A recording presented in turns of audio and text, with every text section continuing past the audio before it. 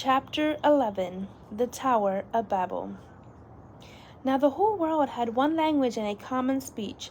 As men moved eastward, they found a plain in Shinar and settled there.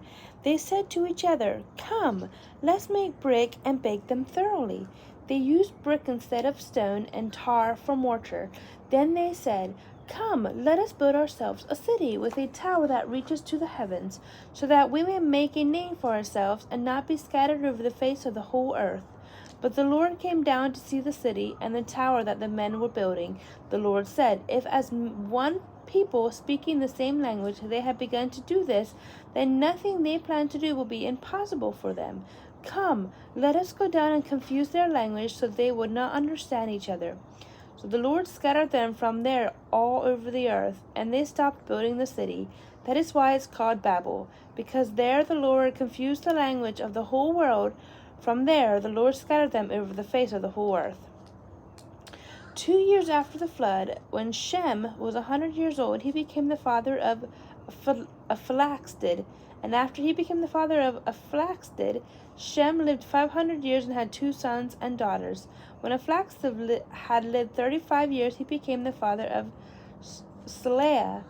And after he became the father of Saleah, Aphalaksid lived 403 years and had other sons and daughters. When Saleah had lived 30 years, he became the father of Eber. And after he became the father of Eber, Saleah lived 403 years and had other sons and daughters. When Eber had lived 34 years, he became the father of Peleg.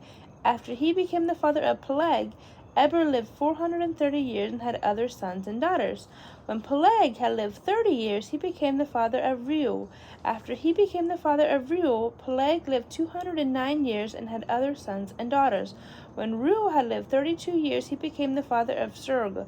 After he became the father of Serug, Reuel lived 207 years and had other sons and daughters. When Serug had lived 30 years, he became the father of Noah. And after he became the father of Noah, Serug lived 200 years and had other sons and daughters. When Nahor had lived 29 years, he became the father of Terah.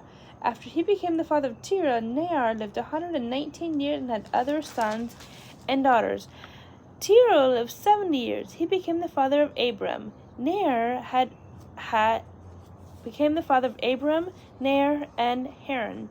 This is the account of Terah. Terah became the father of Abram, Nahor, and Haran. Haran became the father of Lot. While his father Terah was still alive, Haran died in Ur of the Chaldeans in the land of his birth. Abram and Nahor both married. The name of